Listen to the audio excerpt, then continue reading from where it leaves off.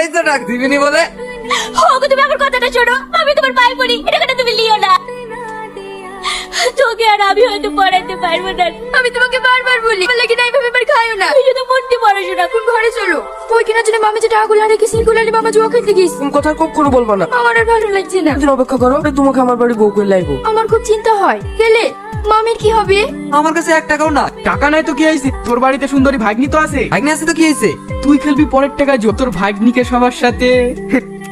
না না, এত খারাপ কাজ আমি করতে পারবো না। এখন তুই কি করবি না করবি তোর ব্যাপার। আমি রাজি। কি হয়েছে? মামার মানুষটা হয়ে গেছে। তোমরা কোথায় যাইছো? পাপা, তোমার চোখে পানি?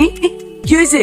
মামাকে আপনাদেরকে বাড়ি থেকে বের করে দিয়েছে? অনেক ঘটনা ঘটে গেছে, দুজন যেদিকে যাবে আমি আর মামি সেদিকে যাব। মামি উঠুন। আপনি তো সবই জানেন, এসা সালমা দুজনকে ভালোবাসে। চা দুজনের বিয়েটা দিদি। কি তুমি তুমি ভিক্ষি করছো? এটা আমার পাপের ফল যে আমাকে রাস্তায় নামিয়েছে। বললে আমাকে ক্ষমা করে দিস।